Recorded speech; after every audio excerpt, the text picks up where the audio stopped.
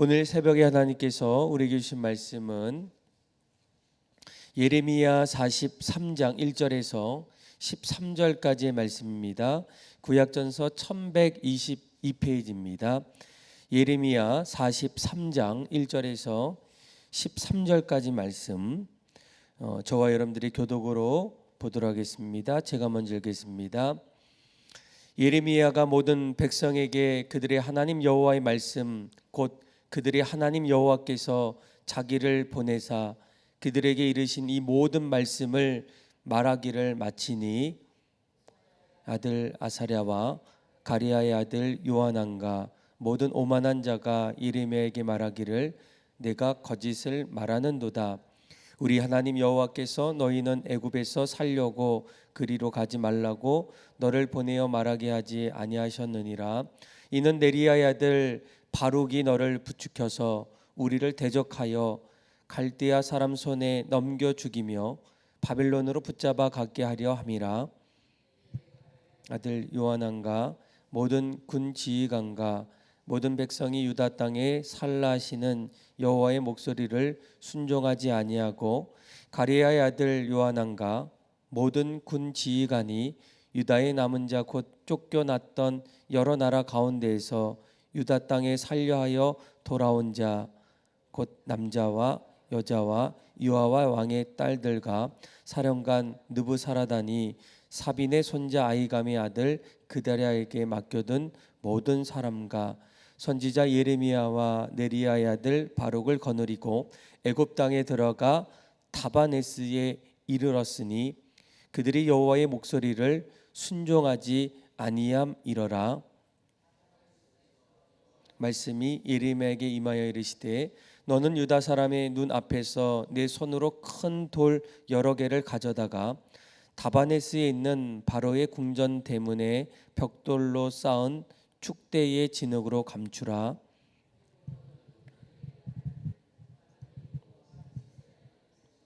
이와 같이 말씀하시되, 보라 내가 내 종 바벨론의 느부갓네살 왕을 불러오리니 그가 그의 왕자를 내가 감추게 한 이 돌들 위에 놓고 또 그 화려한 큰 장막을 그 위에 치지라. 그가 와서 애굽 땅을 치고 죽일 자를 죽이고 사로잡을 자를 사로잡고 칼로 칠 자는 칼로 칠 것이라. 애굽인들의 신당들을 느부갓네살이 그들을 불살하며 그들을 사로잡을 것이요, 목자가 그의 몸에 옷을 두름같이 애굽 땅을 자기 몸에 두르고 평안히 그곳을 떠날 것이며. 같이 읽겠습니다. 그가 또 애굽 땅 벳세메스의 석상들을 깨뜨리고 애굽 신들의 신당들을 불사르리라 하셨다 할지니라 하시니라. 아멘. 여러분들은 살아가면서 또 나를 낳아주신 부모님이 있을 겁니다. 그동안 살아가면서 이제 부모님의 말씀 앞에 여러분들은 어떻게 반응하셨습니까? 그 부모님의 말씀을 잘 듣고 또 잘 따라가셨습니까? 아니면 부모의 말이라면 잘 듣지 않고 또 한마디로 불순종하면서 그렇게 살아가셨습니까?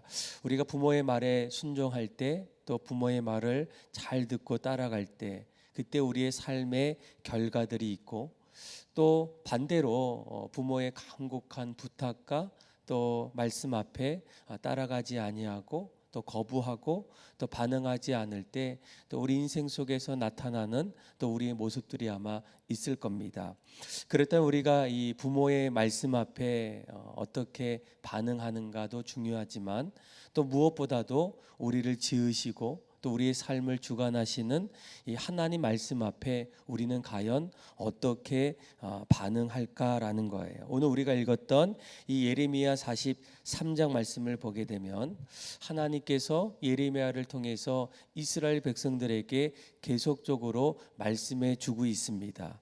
아마 1절 말씀을 보면 뭐라고 합니까? 예레미야가 모든 백성에게 그들의 하나님 여호와의 말씀, 곧 그들의 하나님 여호와께서 자기를 보내사 그들에게 이르신 이 모든 말씀을 말하기를 마치니. 그러니까 예레미야는 하나님의 말씀이 이스라엘 백성들에게 임할 때에 끊임없이 그 말씀을 백성들에게 전하게 됩니다. 그런데 그 말씀을 듣고 있었던 이스라엘 백성들의 반응을 잘 보시면 2절 말씀에 이렇게 반응하게 돼요. 같이 한번 2절 말씀 읽어볼까요? 시작. 호사야의 아들 아사랴와 가레아의 아들 요하난과 모든 오만한 자가 예레미야에게 말하기를 내가 거짓을 말하는도다. 우리 하나님 여호와께서 너희는 애굽에서 살려고 그리로 가지 말라고 너를 보내어 말하게 하지 아니하셨느니라. 아멘. 그러니까 하나님은 예레미야에게 끊임없이 말씀합니다. 이스라엘 백성들이 멸망할 것이다. 그리고 그들은 바벨론으로 끌려갈 것이다. 포로된 생활을 할 것이다라고 말씀해 주고 있어. 그러면서 한 가지 더 말씀하시는 것은 그렇다고 너희들이 애굽에 절대로 가서는 안 된다는 거예요. 현실적으로 보게 되면 이스라엘 백성들에게 있어서는 애굽은 이 동맹의 국가였고 오히려 그곳에 가면 바벨론에 의해서 일어나는 모든 일들을 피할 수 있고 생명을 보존할 수 있는 그런 현실적인 마음들이 들게 됩니다. 그런데 그런 마음 속에서 하나님은 여전히 이스라엘 백성들을 향해서 뭐라고 합니까? 너희들이 망할 때에 또 하나님께서 너희를 하나하나 심판하실 때 그렇다고 애굽에 가서는 안 된다라는 거예요. 이스라엘 백성들이 점점 하나님의 이러한 말씀들이 현실로 다가왔을 때 그들은 사실 어떻게 합니까? 예레미야의 말씀 앞에 어떠한 말씀이라도 우리에게 들려주십시오. 우리가 그 말씀을 따르겠습니다. 우리를 위해서 하나님 앞에 기도해 주십시오라고 얼마 전에 간곡하게 부탁했던 그 백성이 바로 이스라엘 백성이에요. 그런데 오늘 말씀을 잘 보시면 그들이 이러한 예레미야의 말씀을 듣자마자 뭐라고 얘기합니까? 너가 거짓말을 하는도다라고 이렇게 얘기합니다. 하나님의 말씀, 예레미야를 통해서 들려오는 그 말씀이 오히려 거짓이다라고 이렇게 단정하고 자신들이 품었던 마음의 생각을 하나님의 말씀이라고 주장하는 그런 답답한 장면이 바로 우리가 읽었던 예레미야 43장의 말씀이에요. 그래서 오늘 성경은 이렇게 얘기합니다. 그들의 행동, 그들의 결심은 4절 중반절에 보면 이렇게 한마디로 얘기해요. 유다 땅에 살라하시는 여호와의 목소리를 어떻게 했다고요? 순종하지 아니했다라는 거예요.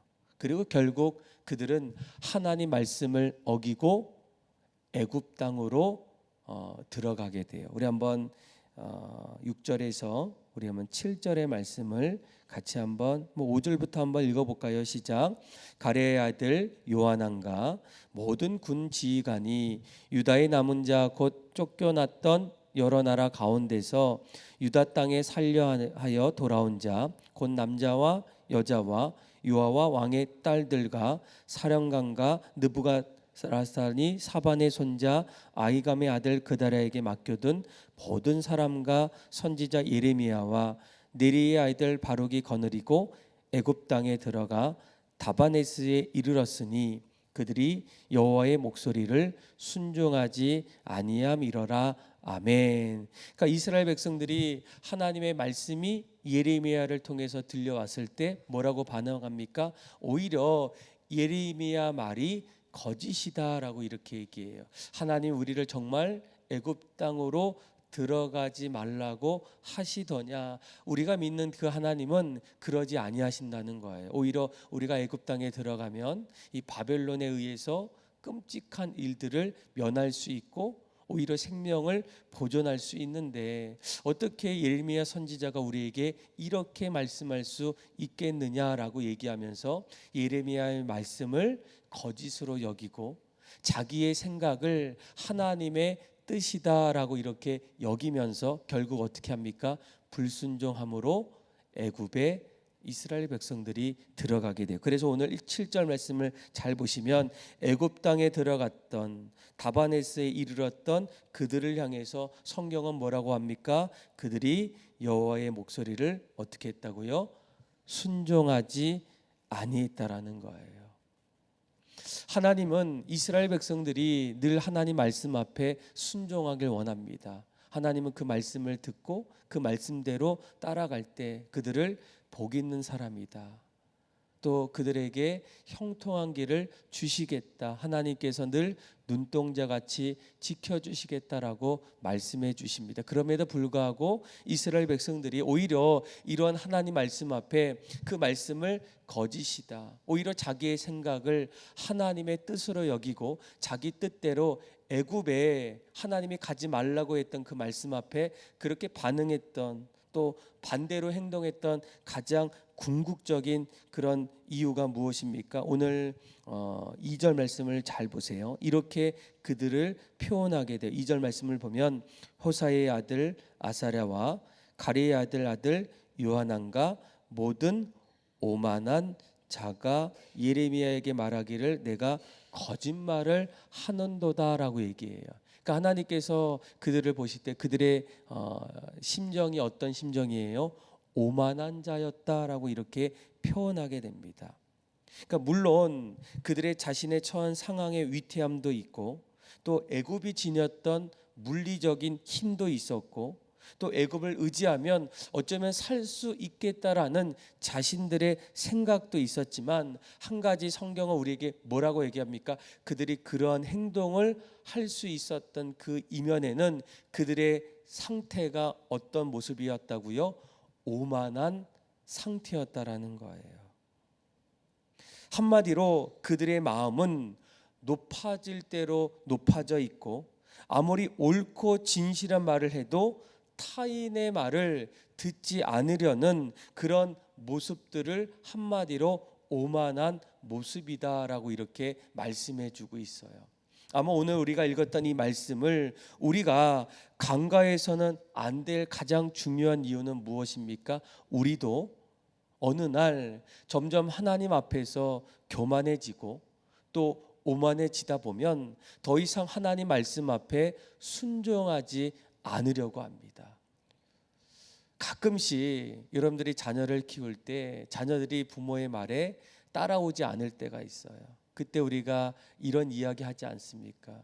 우리 아이가 눈이 높아졌어, 교만해졌어, 자기 뜻대로 하는 것 같아, 이렇게 말할 때가 있어요. 그런데 이스라엘 백성들이 오만해지기 시작할 때, 또 오늘 성경은 이 오만함을 이야기하며 그들이 교만할 때 하나님 말씀이라고 할지라도 어떻습니까? 그 말씀을 따라가지 아니하고 불순종했다라고 이렇게 말씀해 주고 있어요. 여러분, 우리는 어려울 때나 또 어떤 상황 속에서 무엇보다도 하나님 말씀을 들으셔야 됩니다. 하나님 말씀이 우리 인생의 길이 되고 빛이 되기 때문이에요. 우리의 삶을 이끌어주고 지켜주고 또 날마다 함께 하시는 그 자리에 하나님의 말씀이 있게 된다라는 거예요. 우리가 잘 알고 있는 시편 1편 1절 말씀을 보게 되면 이런 말씀이 있지 않습니까? 복 있는 사람은 어떤 사람입니까? 악인의 꾀를 따르지 아니하고 죄인의 길에 서지 아니하며 오만한 자리에 앉지 아니하고라는 거예요. 그러니까 우리는 늘 복 있는 사람으로 살기를 원할 때 이 오만한 마음들, 또 죄인의 길에 서는 이 모습들이 있는가를 반드시 살펴보셔야 한다라는 거예요. 이러한 마음이 있다 보면 하나님 말씀이 우리에게 들려와도 어떻습니까? 그 말씀이 점점 나의 삶 속에 적용이 되지 않을 때가 있어요. 예수님께서도 이러한 모습을 바라보면서 우리에게 한 가지 비유를 들려주셨습니다. 길가에 갔을 때, 가시밭길에 갔을 때, 그리고 돌밭길에 갔을 때, 아무리 좋은 씨를 그 안에 뿌릴 때에도, 그러니까 그 씨는 무엇입니까? 예수님의 말씀이겠죠. 하나님의 말씀이에요. 그 말씀이 길가에 떨어졌을 때, 돌짝밭에 가시밭길에 떨어졌을 때 어떻습니까? 좋은 열매를 맺을 수가 없다라는 거예요. 다시 말하면 그 말씀이 아무리 하나님의 말씀이라 할지라도 그 말씀 앞에 열매 맺지 못하고, 한마디로 순종의 길을 가지 못한다라는 거예요. 그런데 좋은 밭에 그 씨가 하나님 말씀이 들려오면 성경은 우리에게 뭐라고 합니까? 30배, 60배, 100배의 열매를 맺어간다라는 거예요. 그래서 우리가 하나님의 말씀을 듣고 늘 순종하기를 원한다면 가장 먼저 해야 될 일이 무엇입니까? 자기 마음밭을 하나하나 기경하셔야 된다라는 거예요. 시편 131편 1절에도 이렇게 얘기합니다. 잘 들어보세요. 여호와여, 내 마음이 교만하지 아니하고 내 눈이 오만하지 아니하오며 내가 큰 일과 감당하지 못할 놀라운 일을 하려고 힘쓰지 아니하나이다라고 얘기해요. 그러니까 오만한 사람들, 교만한 사람들은 내가 늘 겸손하기를 어떻게 한다고요? 힘쓰지 아니한다라는 거예요. 늘 하나님 말씀을 붙잡고 늘 힘써 기도하고 또 겸손의 그 길을 걸어가기를 힘써야 하는데, 그러지 않으면 우리의 마음밭이 점점 길가와 같이, 돌짝밭과 같이, 그리고 가시밭과 같은 그런 마음 속에서 결국 이스라엘 백성들처럼 우리 인생의 애굽의 편안한 길을 불순종으로 걸어갈 수밖에 없다라는 겁니다. 이럴 때 하나님이 어떻게 하십니까? 그런 자리에 반드시 징계하시고 우리의 삶을 하나하나 어그러뜨리신다는 거예요. 그런데 우리가 한 가지 놀라운 것은, 이렇게 오늘 7절 말씀에 애굽 땅에 가지 않아야 될 이스라엘 백성들이 다바네스라는 그곳에 이르렀을 때, 8절부터 이제 13절까지 말씀을 보게 되면 그런 가운데서도 다시금 하나님께서 예레미야를 통해서 말씀해 주고 있어요. 8절, 9절 같이 한번 읽어볼까요? 시작. 다바네스에서 여호와의 말씀이 예레미야에게 임하여 이르시되, 너는 유다 사람의 눈앞에서 내 손으로 큰 돌 여러 개를 가져다가 다바네스에 있는 바로의 궁전 대문에 벽돌로 쌓은 축대의 진흙을 감춰라. 아멘. 그러니까 예레미야를 통해서 뭐라고 합니까? 이 바로의 궁전 앞에 광장에서 바닥을 파고 그리고 큰 돌들을 가져다가 그것에 묻으라는 거예요. 무엇을 얘기합니까? 하나님의 심판을 상징하는 그런 행위라는 겁니다. 너희가 애굽 땅에 이제 들어가서 하나님께서 원하시 아니었던 그 일들을 감당할 때 이러한 예레미야의 상징적인 행위를 통해서 무엇이 일어납니까? 애굽뿐만 아니라 이스라엘 백성들이 결국 점점 무너짐을 그들에게 경고하고 있다라는 거예요. 11절을 볼까요? 그가 와서 애굽 땅을 치고 죽일 자는 죽이고 사로잡을 자는 사로잡고 칼로 칠 자는 칼로 칠 것이다. 또 애굽 신들의 신당들을 불지르리라. 이러한 끔찍한 일들. 또 13절에 보니까 애굽 땅 벳세메스의 석상들을 깨트리고 또 애굽 신들의 신당들을 불사르는 일들이 이제 앞으로 그곳에서 나타난다는 거예요.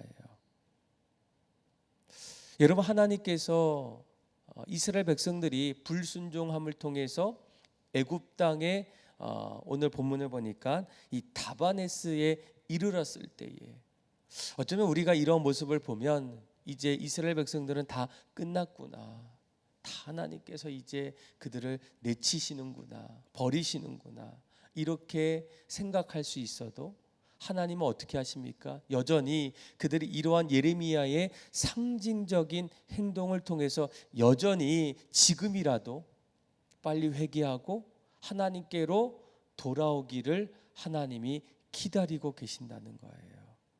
하나님의 무궁한 사랑이 그 안에 담겨 있습니다. 저는 이러한 모습이 아마 자녀를 키우는 이 부모님의 마음속에 늘 바라볼 수 있지 않겠습니까? 자녀가 부모의 말에 늘 불순종할 때, 너 이렇게 하면 안 돼, 알았지? 이 아빠 그렇게 할게요. 그럼에도 불구하고 어느 날 그 말에 순종하지 않을 때가 너무나 많습니다. 그때 여러분 어떻게 하십니까? 그래도 다시 한번 얘기해요. 똑같이 얘기합니다. 앞으로 이렇게 하면 안 된다. 잘못한 일이다. 너를 망치는 일이야. 지금은 이렇게 해도 다음에는 반드시 그러지 않았으면 좋겠다라는 거예요. 그러니까 하나님도 지금 이 다바네스에 이르렀던, 그렇게 가지 말라고 했던 이스라엘 백성들이 하나님 말씀에 불순종해서 그 자리에 서 있을 때 여전히 예레미야를 부르셔서 이러한 상징적인 행동을 통해서 바로의 궁전 앞에 강장의 바닥을 파고 큰 돌들을 그곳에 가져다가 무덤을 통해서 앞으로 그곳에 심판, 멸망, 모든 것이 일어날 때 빨리 너희들이 돌아오기를 하나님이 간절히 원하신다는 거예요.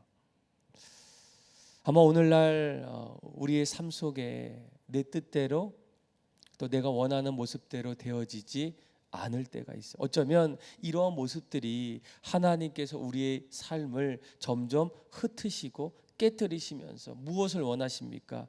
우리의 영적인 무뎠던 모습들을 돌이키시기를 원하는 그런 하나님의 큰 어떤 마음의 모습일 수도 있어요.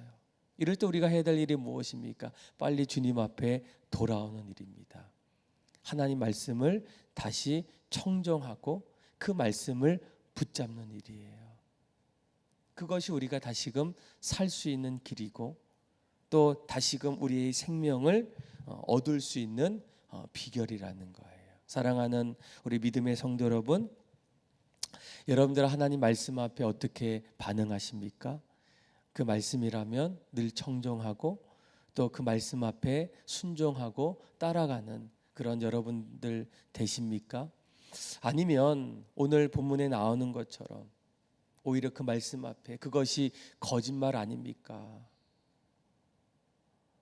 하나님 말씀 아닌 것 같습니다. 제가 듣기로는, 제가 생각하기로는 그 말이 하나님의 말씀인 것 같습니다. 자기의 생각을 오히려 하나님의 말씀으로 여기고 오만한 모습으로 불순종하면서 그렇게 살아가고 있지는 않습니까? 우리가 만약 불순종하고 있다면 또 하나님이 그런 모습 속에서 우리를 치시고 또 징계하시고 또 우리에게 그렇게 보여주신다면 하루빨리 돌이키시고 날마다 늘 주의 말씀 앞에 그 말씀을 따라감을 통해서 형통한 사람으로 또 하나님 온전히 따라가는 그런 믿음의 복된 사람들이 다 되기를 주님의 이름으로 축원합니다. 기도하겠습니다. 하나님 아버지 감사합니다. 오늘 말씀을 통해서 끊임없이 하나님은 이스라엘 백성들이 순종할 때에도 불순종할 때에도 여전히 수많은 선지자와 제사장과 왕들을 통해서 하나님의 사랑과 하나님의 뜻을 전해주신 것처럼 우리에게도 끊임없이 다가오시는 그 말씀 앞에 날마다 반응하고 순종하고 그 말씀을 따라갈 수 있는 좋은 밭을 가질 수 있는 신앙의 삶이 되게 하여 주옵소서. 때로는 불순종하며 하나님의 말씀이 우리에게 징계로 다가올 때 하나님 낙심하지 않고 포기하지 않고 돌이켜 회개함을 통해서 다시금 일으켜 주시고 열매를 맺게 하여 주시는 그 하나님 앞에 다시금 새롭게 나아갈 수 있는 복된 삶이 되게 하여 주옵소서. 우리를 그렇게 복된 길로 인도하여 주시고 하나님을 찬양하며 사랑이 많으신 예수님의 이름으로 기도드립니다. 아멘.